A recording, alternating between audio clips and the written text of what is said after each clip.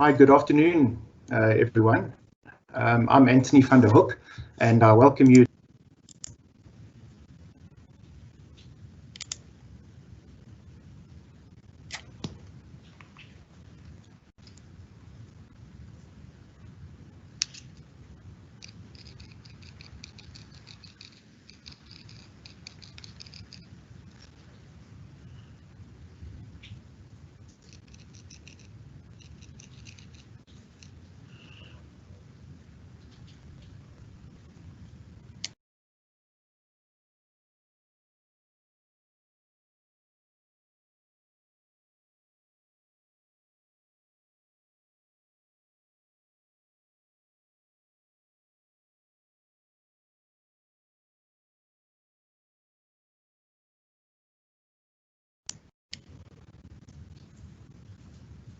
Anthony,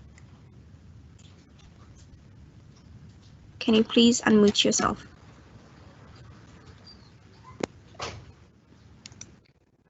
Hi, good afternoon, everyone. I'm Anthony van der Hoek, and I would like to welcome you to our webinar series, Frankly Speaking. Apologies for not having unmuted myself. The webinar series is hosted by BDO Business Services and Advisory, and today's theme is leadership through a time of crisis, which is very appropriate for the times we face as lockdown eases. And to share his insights with us is Russell. Greg is an internationally certified professional business and executive coach with more than 26 years experience as an entrepreneur, business owner, and corporate company director, with a strong track record of successful business growth, strategic change management, and he's employed strong market orientation across numerous industries. He's also a founder of a strategic marketing consultancy called Talkle, and is a partner of business coaching company Action Coach. The format of today's webinar is that Greg will share his insights with us for about 40-45 minutes, after which there'll be time to take some questions, and you are very welcome to post any questions during the session on the Q&A, which we will then answer at the end. And as we are all human, we do not anticipate any technical problems. But should you experience any technical problems with connection that's persistent, maybe I can just recommend, based on previous webinars we have, that maybe you might need to log off and log on. But otherwise, all should go smoothly. I'll now hand over to Greg.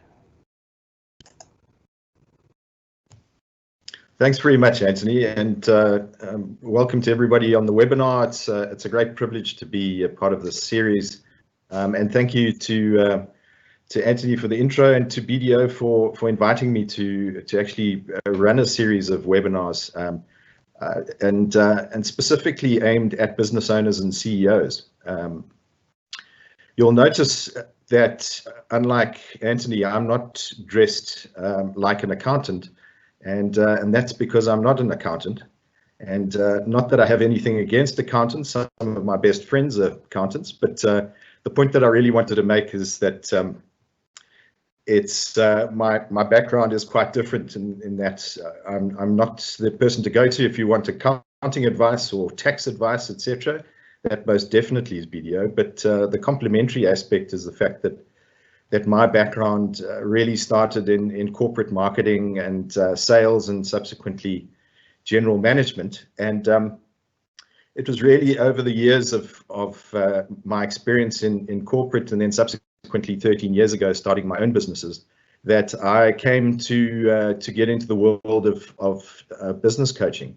And that really sort of started by default until I decided to actually professionalize it and get international accreditation and so on. But the point is that I'm dressed like this, and you'll see that I'm wearing a golf shirt because I intend to go and play a little bit of golf a bit later, and that's hopefully something that you can all do when your businesses are successful and running smoothly, and that's really hopefully what this series will enable you to do. I know it's a really tough, jokes aside, a tough environment at the moment. We're all going through a very tough environment, and it's one thing though that business has taught me over the many years, both in corporate and in my own businesses, is that the rules of the game are the same. It's just the situations that change and where we need to decide how to use those particular strategies at different opportune moments. So this webinar really is something that is a culmination of a series of questions that have come through my own clients and people who I've interacted with in one way or another over the past 3 or 4 months. And because the questions very often were very similar in nature, we thought it would be a good idea to actually just put it together in a presentation format. And as much as some of this may be stuff that you've already implemented, and some of it may be you know, historic in the sense of a month or two ago, much of what I'm going to talk about is to do with the crisis that is in front of us rather than the crisis that we're currently sitting with. And the crisis, I use in inverted commas because it's as much of a crisis as you want to make it. But there are a huge number of opportunities that also are in front of us. Of course, every business is unique, and that's why I do one-on-one coaching with individuals. But the purpose of this webinar is really more to be able to share with you some of the top line issues to be aware of and to take heed of during this period, but more so going into the period ahead of us. The one thing that I'm going to reiterate over and over and over in this webinar is the fact that change is something that is going to be profound from now on. What has really happened during this period of Corona has in a way popped a bubble that has been long in need of popping. And that bubble is going to result in a huge amount of change going forward, and that change is going to continue well into the future. So with that said, let's move on to the next slide. You're going to hear me say that throughout the presentation because I have very efficient technical assistants doing that from Cape Town. I'm actually holed up in my cottage in the Eastern Cape during lockdown. It was just fortuitous that I happened to be here with my family just prior to lockdown, not knowing that it was going to happen. And we've just decided to stay here. But technology being what it is, even in the remote part of the Eastern Cape, hopefully it's working adequately on your part, and you can hear and see. So just to sort of give you a little background in terms of my coaching vision, I've really set a vision specifically in order to drive my entire business and my entire personal objectives for life. And it's a combination of things, but empowering business owners through knowledge, ultimately resulting in thriving businesses, which in turn will impact the economy positively and grow GDP, etc. And in turn transform communities. And I think you'll all agree that the two biggest challenges that I see us facing in this country is one, education. And education is paramount, but I'm talking education across schooling, across business leaders. Everybody needs constant education. But the ultimate thing is our unemployment rate, getting people employed. And once we come out of this Corona crisis, we're going to see unemployment rates that have skyrocketed like never before. And, you know, one could throw one's hands up in horror and say, you know, let's emigrate to Australia. Incidentally, I'm married to an Australian and we're living very happily in South Africa. But the grass, believe me, isn't greener on the other side. But the point is, if we are going to make the grass greener, we've got to water it on our side. And that's really where the opportunity of particularly small and medium-sized business owners is so paramount. And that's where government really need to support as well. The employment situation is not going to change with big corporates coming on board. In fact, quite the opposite. So we need to encourage small and medium-sized businesses. So if we move on to the next slide, just to set the scene a little bit.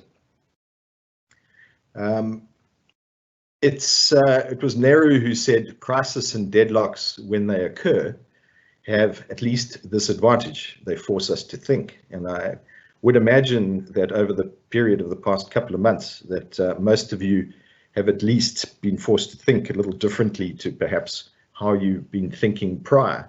And hopefully it's given you some pearls of wisdom, some BFOs, blinding flashes of the obvious that we've tended to put behind us and ignore over the past period of growth. But the really important thing to say is, firstly, don't panic. And I know we've been through 3 months of this already, but the point is, don't panic about where the future is likely to go either. If you're the one who's going to panic and you're the leader of your organization, then you can rest assured the rest of your organization is going to panic too, as is your household back home. But rather use this opportunity to really research and understand the facts as opposed to the fiction that's out there. There's a huge plethora of fake news that's being spread all over social media. Of course, people being at home, having a lot more time on their hands, have a huge amount of opportunity to sit on their Facebook and Twitter and all the rest of it, and with that comes an enormous amount of fake news. So the point is really to try and set the record straight, and set the record straight for your staff. Surround yourself with people who are positive, people who actually have a mindset of moving forward rather than sticking their heads in the sand. At the end of the day, perception's reality, and if people perceive the negative situation to be the reality, that's the way they're going to behave, and things don't move forward like that. Of course, you and your family need to come first in this situation. That goes without saying. But in that process, don't be selfish to think as a business owner that I've desperately got to get people back to the office. I've got to get things back to normal, purely for selfish gain or just to try and get things back on track. As much as that's understandable, just remember that it is the most vulnerable that stand to lose out in this process and possibly even die. And so it may be that you've got a lot of fit people around you that, quite frankly, if they got corona, they would survive it very happily and very easily. Who do they have at home, perhaps, that is vulnerable? And are there other people and underlying factors that you don't really know that could set things back dramatically, and not just for your company, but for your family and for friends and people around you as well. So let's go to the first step. So you'll see that I've divided this up into 12 steps. And the next slide is starting with communication. And you will see throughout my presentation that communication comes up as a priority. No matter what, whoever you're talking to, communication is key. Melissa Agnes very succinctly said, when it comes to crisis communications, if you always focus on building a relationship with customers, fans, and followers, you will always find yourself communicating in the right direction. Well, I disagree slightly with Melissa Agnes in that I think you've got to start with your team. And if you start with your team as your primary focus of communication, your team in turn will then communicate positively and the right kind of communication to your customers, and in turn to your networks, suppliers, and stakeholders, and to your broader community. But positive communication is absolutely critical. So going back to the previous slide where I said that you shouldn't panic, that's one thing. But to stay positive is demands quite a lot of energy. And there are times where you'll go to bed and you'll feel absolutely exhausted by just trying to keep upbeat and trying to keep positive spirits alive.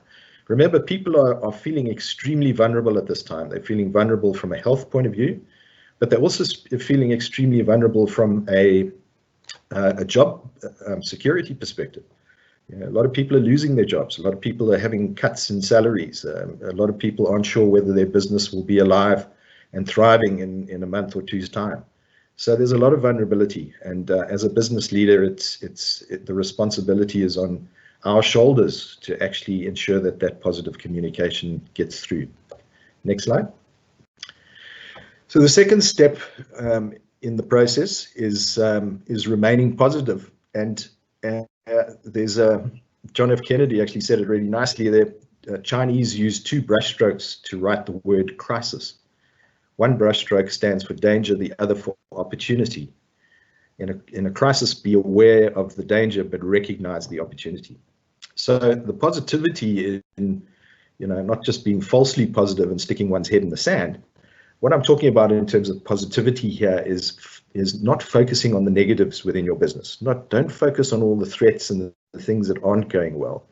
Try and look through the woods and the trees and see the light that is at the end of the tunnel. There are opportunities galore, and I've seen the most extraordinary things happen in the last couple of months with businesses that, quite frankly, would have otherwise packed up, that suddenly saw opportunities and really, took hold of them and ran in that direction. It's also a time where it's very easy to focus on and dwell on, what's not going right and blaming and etc. But look for the small wins that are happening, even in your family environment. Little things that a kid might come home from school, homeschooling with something that's happened that typically one might gloss over. But use the opportunity, not falsely, but to actually celebrate these little wins. Celebrate the little wins at the office, ideas that people come up with, etc. Try and keep things a little more positive in that respect. Of course, communication is always key, but sometimes less news is better. Less is more, and it's more succinctly so.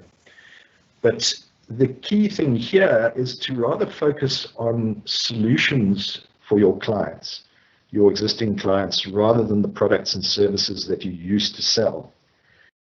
And it's something that really is a way, and is a masterclass that I actually run on differentiating your business. And I'll spend a little bit more time on it on the latter slide. But the point here is to try and look for opportunities of providing solutions to clients as opposed to just trying to sell your products and your services. People don't like to be sold to. And then finally, lead your people from the front. There's a diagram on the right-hand side of your slide. You'll see there's a blue point in the middle, which referred to as the point of power. And above that point is an arrow, a green arrow, which has powerful in it, and the one below it, pointing downwards, is powerless. So your point of power is really sitting in the middle, and anything above that is powerful, and anything below that is powerless. And so if you want to be powerful, you've got to take ownership, you've got to be accountable for your decisions, and you've got to take responsibility as a leader. And this goes for all people within your organization as well. Of course, if you're powerless, you typically are somebody who's blaming everybody. You're blaming the government, you're blaming your family, you're blaming your staff, you're blaming Corona. You're finding excuses for things that aren't working, possibly because you haven't started to try and get them to work, and living in a state of denial. So as theoretical they sound, if one has that positivity of taking ownership, accountability, responsibility, you've got an acronym that spells OAR, which is something that you can actually use to row down the river to success, which may be some way down the river, but at least you're going in the right direction. Of course, if you have blame, excuses, and denial, the acronym is BED, and that's where you may as well stay if you have that kind of attitude. And quite frankly, your staff will emulate exactly the behavior that you project. Okay, let's move on to the next slide.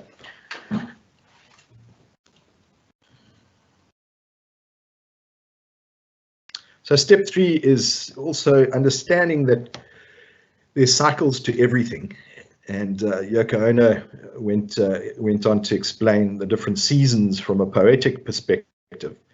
But having been holed up here in the Eastern Cape, I'm surrounded by family and friends who own farms around the area here. And what is really interesting is how the agricultural process just evolves and non-stop. And so despite the fact that we're going into autumn now, or we're in autumn, almost in the middle of autumn, the point is that they've already started to prepare for summer. So, whether it's tilling the soil, or whether it's planting certain crops, or whether it's getting the cattle ready in a particular way, it's dipping them to prepare them for, against ticks.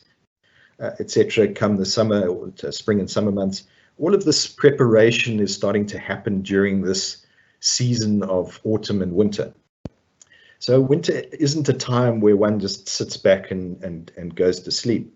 We're not bears, but it is an opportunity in the winter of Corona, if you like, or not even the winter of Corona. I would say it's the autumn of Corona, because I think we've still got some way to go. And in the Southern Hemisphere, it's going to be well up until possibly October before we see the real spike of Corona as a disease in this country. And that's because we're going into our winter months, and the winter months is when viruses really start to develop and succeed. So we've got some way to go, and that makes it a big challenge for us in the Southern Hemisphere. The Aussies and the New Zealanders will find similarly, as will the South Americans. But just remember that just like you have agricultural seasons, we've got climatic cycles as well, and those go through 7 to 10 year cycles, and economic cycles that are quite similar, strangely enough. Although in the last period, we've actually had an upswing in the economy for a lot longer than the cycle normally would be. And that's why I think Corona, in a way, has been a great excuse for the global economy to correct itself. A lot of what's happened in the global economy perhaps was waiting to happen. It was a bubble waiting to be burst. And of course, this has just exacerbated the situation. But the point is that a lot of what's going on now is not extreme in the big scheme of things. It too shall pass. Let's move on to the next slide. Step number 4.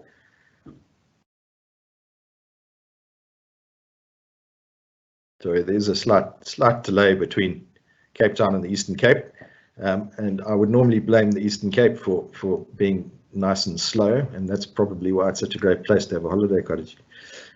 So step 4 is change, and it's the old adage of the only constant in life is change, and that's very true, and it's very true more so now than ever before. What's really interesting is how quickly change has started to happen. Even prior to this whole advent of Corona, the dynamic changes of those companies that are in the top 100 globally, and how quickly they fall out of the top 100. Whereas, at the turn of the 20th century, it took 50 years for most companies to fall out of the top 100. So the one thing you can be sure of is that things are going to change, but they're going to continue to change. And I think a lot of the change that you can expect to see hasn't really been realized yet. So I've got an equation, a very simple equation that I use really to explain the coaching process more than anything, but it's actually a process of understanding change. And as much as I'm not a big one for equations, I think that this succinctly puts into perspective exactly what's needed. So it's D multiplied by V plus F must be greater than R. And I'll explain that. The D stands for dissatisfaction, and the dissatisfaction is not necessarily negative. It could be that you are dissatisfied with your status quo.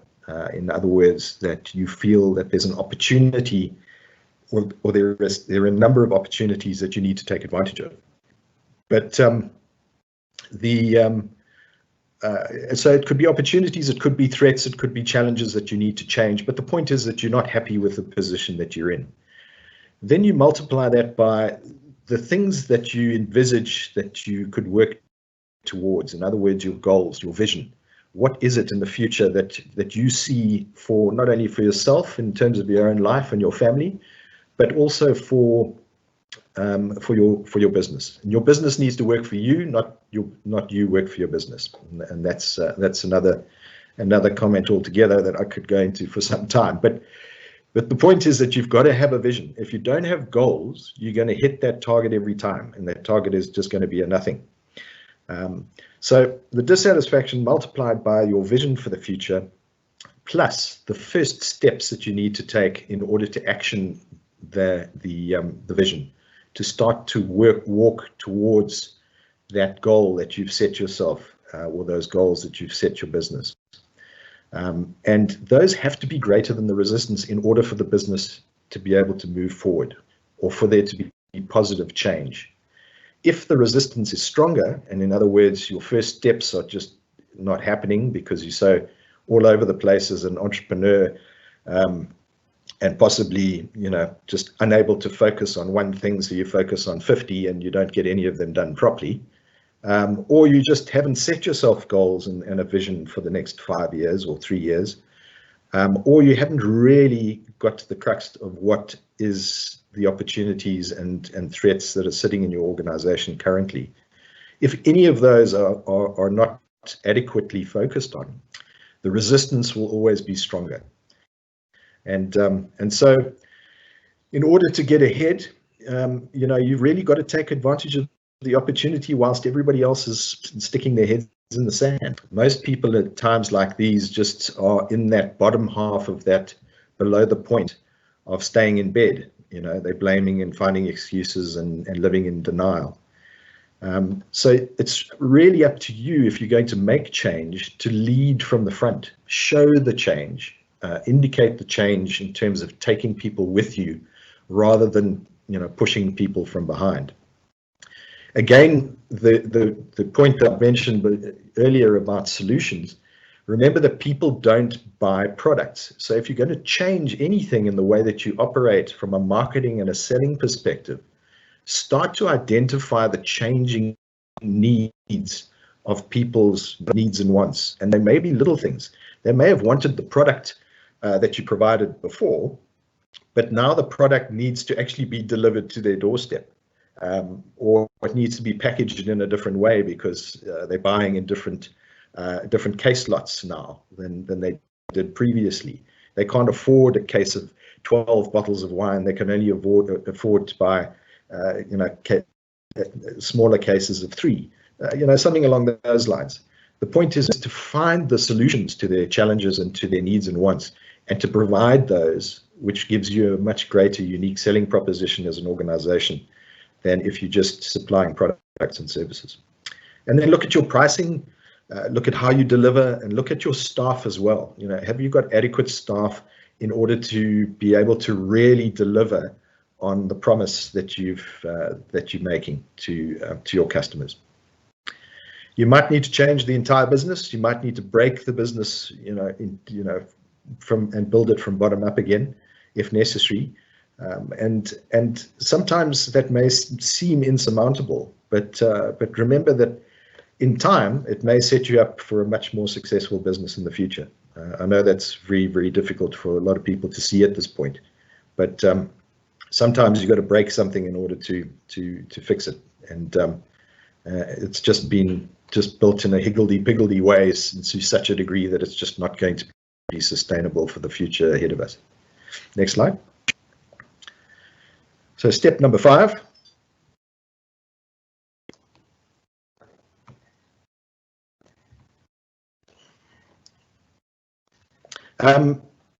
The 5th step is to cut back on costs, but not investments. And I really want to emphasize this very strongly. It's an area that I often am at disagreement with when it comes to the accounting process, and how particularly things like marketing are identified in the accounting process on the income statement. And in my view, quite frankly, if you have identified marketing as being a cost or an expense, then you're just not doing it properly. But I'll talk a little bit more about that. So Warren Buffett, very smart and successful man, and again, a man of less is more, said nobody ever starved themselves into success, and that's very true. You've just got to know what's an investment and what is a cost, and the only way to understand that is to know that you can get a return on investment, whereas you can't get a return on cost. And so the return on investment needs to be something that you can manage, that you can measure. And if you can't measure your return on investment, then quite frankly, you shouldn't be investing in that. Of course, cash is always king. If you can hold on to cash and you've got some cash flow, that's critical. And during a period like this, cash flow is essentially you know, the difference between the companies that are going to survive and the companies that are not. In many organizations, even large ones, they just don't have a number of months, let alone, you know, a year's worth of cash flow.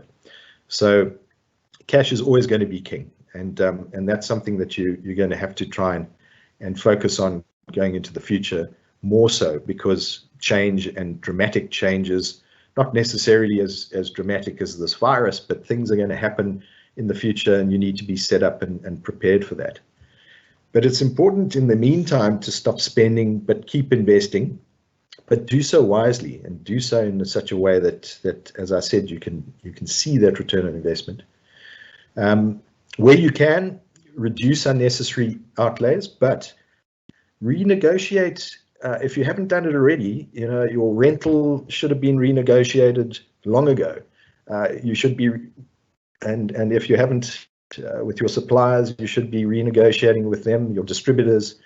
If you're in retail or FMCG, make sure that you've renegotiated with those retailers who tend to take the hind leg of the donkey in order for you to list your products through listing fees, etc.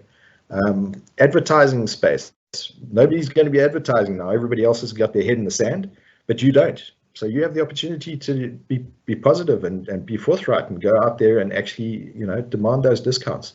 I've got one particular client who has a property that they rent for their office space, and they spend nearly 200,000 Rand a month.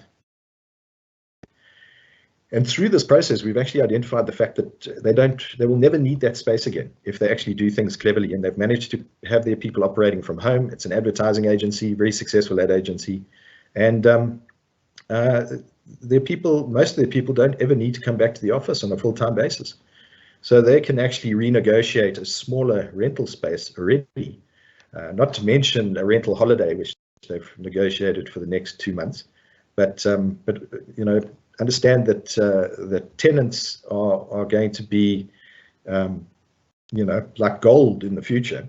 And anybody who's in the rental game will tell you, best you hold on to your tenants for dear life, even if it means you've got to hurt a little bit in the process, because you're not likely to fill that space with somebody else in the short term, that's for sure. So the power that rests with you, and I'm sorry if some of you that are listening are in the property game, but I think that is the reality, and everybody needs to be able to renegotiate things. Slow things down where you can. You know, this sort of rushing around like a headless chicken is not going to get anybody anywhere. And if you can postpone things, just focus on what is urgent and important at this point in time, and forget everything else. If it's not urgent and important, not just important and not urgent, or not just urgent but not important, just a combination of urgent and important, then rather leave it out. Write that on your mirror and look at it every day when you face yourself before you head to start up your day. And as I've said before, keep marketing and keep selling, but selling with a marketing-oriented approach. You know, whilst everybody else has stopped investing, I've heard of huge organizations, major corporates, global companies. The first way that they decided to pull back on expenditure was to pull back on marketing. So what happens when everybody goes back to school, everybody starts going back to work, everybody starts going back to the shops? Well, they're the guys who are not going to be seen because they've just stopped being in the face of the prospective customer and consumer. Don't be one of those people. Make sure that you're at the forefront, but use that opportunity to negotiate it. And then, of course, if you've got a business coach, work with your business coach. This should be the time like no other that you need one, but focus not only on the long-term focus, which is typically the coaching process that I follow, but also on the shorter-term stuff.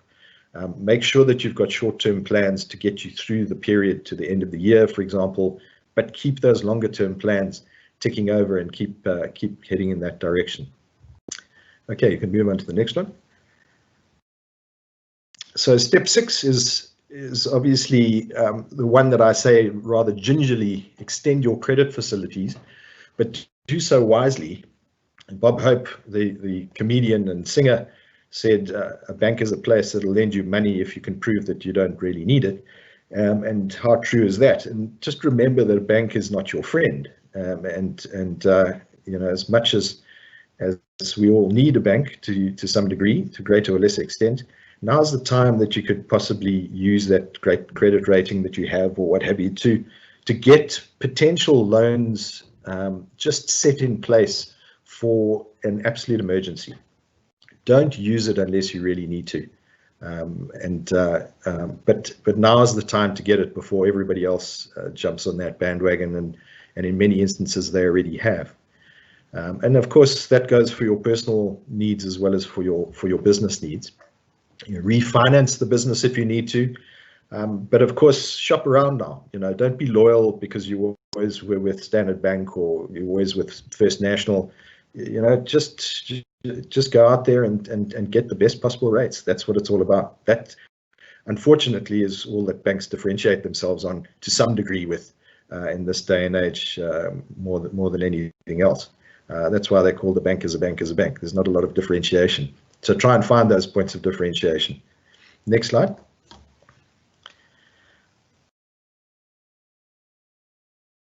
So the seventh step is staff cuts and changes. Obviously a very sensitive area and one that one really doesn't like to head down this route. Adam Cohen said one way to reduce the need for layoffs would be to cut back on hours, spreading the available work amongst employees. And obviously that's first choice. That's absolute, you know, number one. But there are different ways, of course, and if you haven't been doing this already, you know, certainly going into the future, this is something that you're going to have to consider longer term, not just purely from the point of view of what's happening during lockdown. You know, taking vacations, maybe vacations need to be staggered in a different way to ensure that you can actually, what is it about South Africa that we stop operating over December? You know, it's just ludicrous. It's a whole month that everything stops. Builders' holidays. I mean, you know, how antiquated is all of that? You know, so why don't we start to, you know, to move beyond that? And it takes entrepreneurs really to lead the battle. Work through those periods. You know, take advantage of the fact that nobody else is. So, I mean, there are various ways that one can stagger leave, and you know, everybody can take leave at the same time, or you can obviously do it in a staggered form. Pay cuts, of course, are an option, and a lot of people have already introduced those, and you know, as much as sort of 50% off, or if not less. And then, of course, if you've got bonus programs or you still have dividends lined up, you know, really you've got to do yourself a favor and do the people that work for you a favor, and make sure you reinvest that into the organization. The last thing in the world one wants to see, like they did with the financial crisis in the late 2008, was to see the very people who were embroiled in the financial crisis in the first place paying themselves nice handsome bonuses. That's just leaves a bad taste in one's mouth. And if you're leading people, and this is all about leadership, you've got to lead from the front, and you've got to hurt perhaps more and show that hurt more than the people that you employ. Of course, there is an opportunity to get rid of the dead wood, as I call it, within the organization. And most organizations have dead wood sitting around, and people we should have got rid of a long time ago. And as much as I don't profess to be somebody who loves to fire people left, right, and center, I prefer to rather employ the right people in the beginning. There are undoubtedly people who you need to get rid of, and for the right reasons, both for the sake of your company, but also for the sake of the rest of the people that remain. So now is an opportunity to maybe take those hard decisions that you've been avoiding for a long time now. And then and if there's one thing that I leave you with during the course of today, never hire anybody just to fill a hole. Purely hire people with the intention of those people developing themselves over at least 5 years. And sure, they may not stay with you for 5 years, but at least give them the opportunity and help them and develop them, etc. But people that you bring on board need to have the tenacity and the ability and the skills and the experience to be able to at least be 1 or 2 levels above what you're employing them to do. So you don't end up with a square peg in a round hole when your business is developed into something else. And not everybody needs to be ambitious. Some people just need to take on more responsibility. And then, of course, the 8th step is plan longer term work from home. Corona is one thing, and we've had lockdown, and it's been a forced situation where people have had to work from home. But I would suggest to you that it may actually be the best thing for your organization as a whole in the long term. And the reason why I say that is just think about this madness of queuing up to drive to work from the suburbs to get to the center of town or wherever your office is possibly positioned. What is this madness about peak hour traffic? Why do we all need to be heading off in the same direction at the same time? Why can people not either have a staggered work day that suits them better because they possibly single parents at home or whatever the case may be, or set people up at home permanently so that they can actually operate far more productively, utilizing that hour or 2 hours of commuting, or possibly even up to 4 hours commuting, as in the cases of some people who come from the townships and places like that, instead of actually being able to be in the office. So there's no need for people to be in the office. The old adage of micromanagement, the old approach of micromanagement, seeing bums on seats means productivity, is history. If you micromanage, you're not going to hold on to the best people, you're not going to attract the best people, and quite honestly, you're not going to grow your business into the future. The future of the millennials and just generally people who are thinking is flexibility. People want a balanced life, and a balanced life means greater productivity and better work from them. But remember, of course, if you're doing that, you've got to have your meetings and reporting need to be adequate and appropriate. But what you'll probably realize is bloody meetings can go out the window, and you can now start to focus more on really productive meetings that really need to take place. If there isn't an agenda and an objective to the meeting really shouldn't be taking place. But your customer service needs to be, if it's working from home, if your phone is ringing in the office, it needs to be ringing on your receptionist's phone at home, and he needs to be operating it in exactly the same way, professionally, answering it within one call. And if they are otherwise engaged, that it's rerouted to somebody else who knows that it's being rerouted to them. So little things like that will need to change, but they're easy to change. It's just a matter of getting one's head around it. The cost saving of not having those bums on seats, on expensive furniture in your office, not to mention the space that you're renting or the space that you have to own in order for them to be housed there in the first place, not to mention the coffee bills, the tea bill, the milk, the sugar, the cleaning bills, all the other things that go with having people in one office is completely unnecessary. And then, of course, your admin and invoicing and things like that will also need to adapt so that it's a seamless process. People need to have the right software, etc., from home in order to operate accordingly. And communication is key. Make sure that you're communicating constantly with your staff. Make sure that you're keeping that upbeat, positive communication, but ensure that that communication is less is more. And really, this is something that's going to be going on well into the future. So we may as well accept it now and start to find ways around it. Next slide.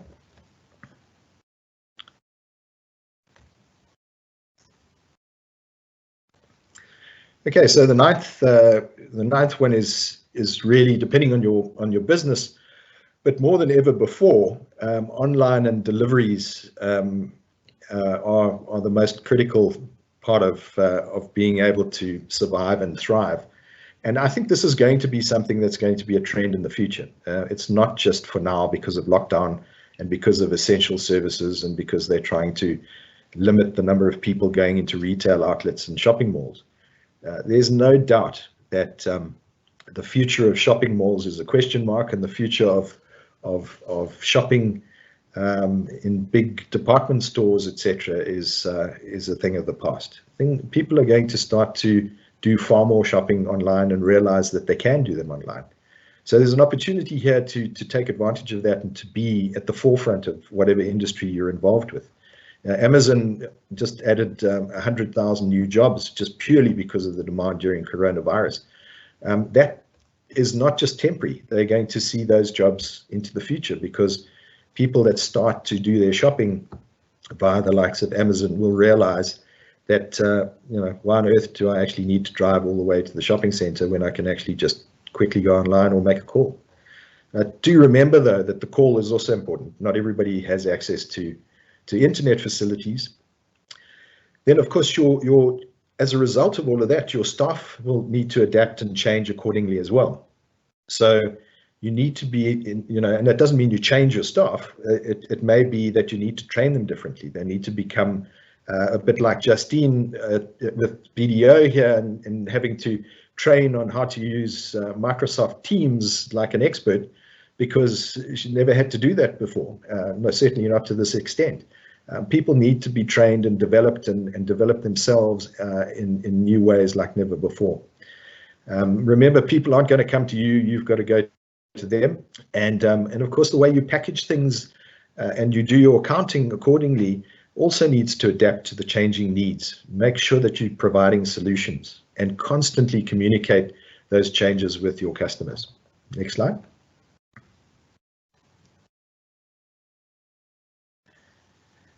And then market and sell. I've talked a lot about this. Stuart Britt said that for a business not to advertise is like winking at a girl in the dark. You know what you're doing, but nobody else does. Well, quite honestly, if you're in marketing, you need to continue marketing, and you need to increase your marketing, and you need to be sure that you can measure your return on investment. But there's also an opportunity to renegotiate your rates, to create new offers to clients that offer them more of an incentive to buy more from you. And something that I spend quite a lot of time on in the coaching process is a very simple sort of flow process of 5 ways to profitability. It starts with your lead generation, and that's really understanding your target market well and their needs and wants, providing the right solutions to those. Then converting them very successfully via a very marketing-oriented sales approach will then give you far more transactions per customer, and your average rand sale will therefore go up accordingly, and you'll have the opportunity to increase your profit margin because you're not a commodity. You're actually providing products or services, but as a packaged solution, and that may come in various different forms. And of course, if you can get cash up front, make the incentive, for people to want to do that. Next slide.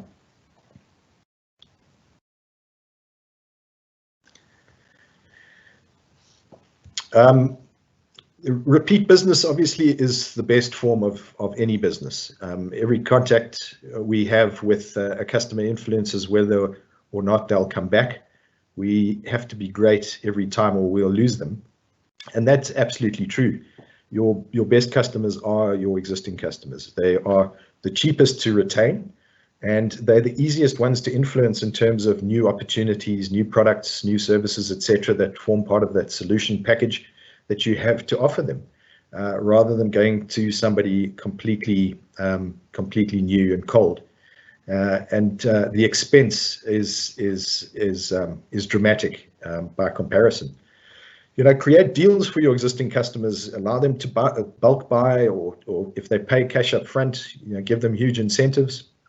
Of course, do it profitably, but going through a period of survival, to some degree, you need to play a little bit with that profitability. And we understand that. Don't be too greedy, but don't give discounts unnecessarily at the same time. Retain your clients at all costs, and keep that communication going. Just remember, of course, that the 80-20 rule is essential, in that the 20% of your clients that bring you 80%, in the normal sense, I would say focus on the 20 that bring you 80% of your profit or potential profit. But in the case of a short-term scenario like going through a crisis, focus on the 20% that are going to bring you 80% of your revenue, that's at least going to keep the cash coming into the business. Next slide. So the last step is really sort of pretty self-explanatory, and it's really to try and use common sense and compassion throughout everything that you do. Whether it's communicating with your clients, and whether it's communicating with your staff, and the expectations that you have of them. Don't suddenly demand everybody needs to come back. Understand that there are complexities to all of these situations. I've got a very good friend of mine who's currently in hospital in ICU, and only found out in the process that they happen to be diabetic. And of course, diabetes is really not a good thing to have with corona. So people are vulnerable and sometimes don't even realize the vulnerability, and some of those people are close and near and dear to us. But of course, you've got to have that near and dear really and meaning it as far as your own staff are concerned. So Richard Branson said that the key is to set realistic customer expectations, and then not just meet them, but exceed them, preferably in unexpected and helpful ways. And under promise and over deliver is a great philosophy to have, particularly with customer service. One client that I've got at the moment who's in the retail foods business, they've been working on a online delivery service, fortunately for them, 6 months ago, and turned the lights on literally a month or two before the lockdown happened. And of course they were prepared, but they weren't prepared for the onslaught that was about to come their way. In a positive sense, the demand was just extraordinary. But the customer service that these guys managed to put in place was just unbelievable. The CEO himself was doing deliveries at 11 o'clock at night. And people see that, and they understand, they appreciate that, and I promise you they respect that when they come out of a crisis, to then be loyal to the people who really went the extra mile during the period of downtime or crisis. Sanitizing and having the rules and regulations in place, strict rules and regulations in place for those that have to be in the workplace, is absolutely essential, but also provide sanitizer for people who go home. Remember, a lot of people, it's a matter of choosing, do I buy sanitizer or do I buy food for the table? So, be upfront and provide it to them so that they themselves can look after themselves and their families back home. Always put people first. Be nice and remain calm. I know that's sometimes not an easy thing to say and to appreciate during a time like this, but take that deep breath every now and then, and remember that you'll get out of this crisis. But the opportunities is probably the more exciting thing to start looking at more than anything. And just remember that this whole lockdown thing was all about protecting the vulnerable in society, and we've all got vulnerables in our lives, whether we like it or not. I don't want to have to choose which people should be picked, not to survive just because we're not worried about the vulnerables. And so those are the 12 steps that I believe should hopefully help you and guide you in some way. And there may be BFOs, blinding flashes of the obvious, and other things that potentially you've already put in place that may just support some of your thinking. But just to finish up, I just wanted to just reiterate that it's really important to remember that you're not alone at a time like this. There are a lot of people, it's a very lonely position to be a CEO or an MD or an owner of a business. But shout if you need help. It's really out there. They're business coaches, they're life coaches, they're psychologists, they're colleagues, they're people in similar situations to you and other businesses. Something that I wanted to offer in a way of giving back during this period, just for BDO, was to offer a free one-on-one consultation to the first 10 people who contact me directly, to chat about your business and hopefully find ways to leverage it and take it forward. Obviously, it's just one session, but it's an opportunity to talk and share some of your challenges or opportunities with absolute pleasure. So The details will come up just now, contact details. Going forward though, focus on at least having a 3-month plan for now, and for the next 3 months. So think June, July, August at least, and then revisit your longer term plans. Your longer term plans may have changed now. You may have personal plans and goals that now seem quite irrelevant, and others that may have been forced to change for one reason or another. So just make sure that you are focusing on your dissatisfaction and your vision and your goals for the future. But then to leave you with one thing is just today to list 5 ideas that you need to take action on today.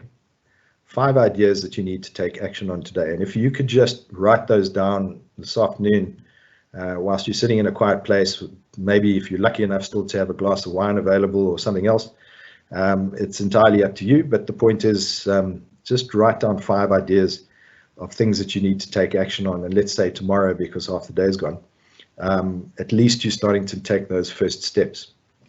And with that, I would like to thank you very much for your time. I know we've run over slightly in terms of the 45 minutes, but I think if there are any questions that I'm going to hand over back to Justine to be able to manage those for us.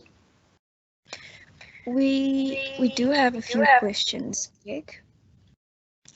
So the first one is, how can senior management be open, honest, and frank with staff about cash flow constraints without spooking staff?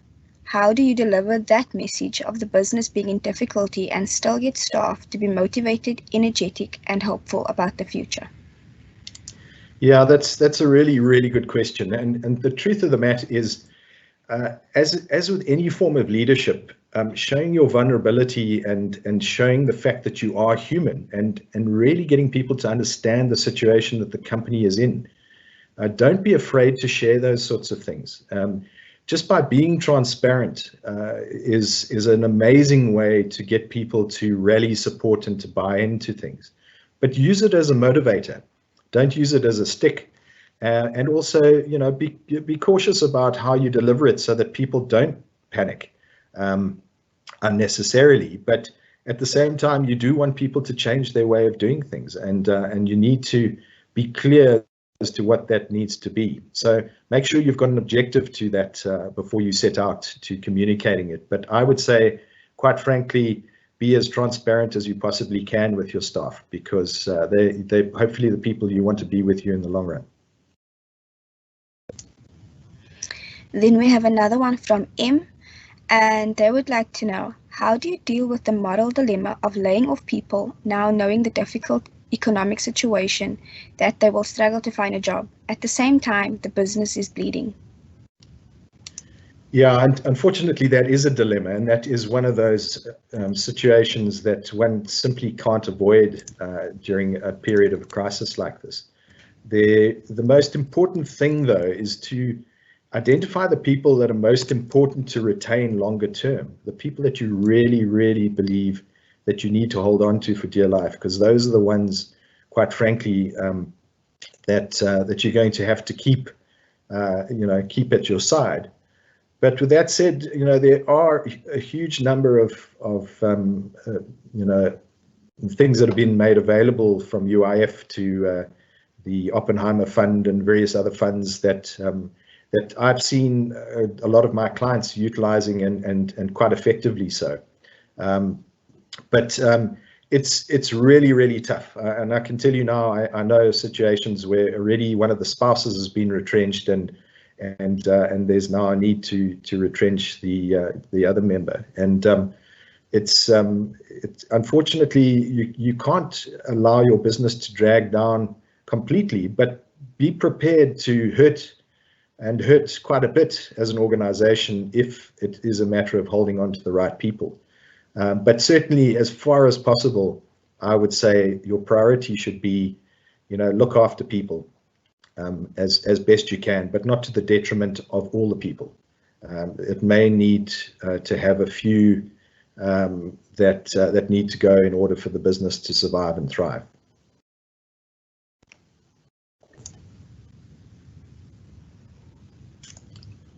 Okay, any more questions, Justine?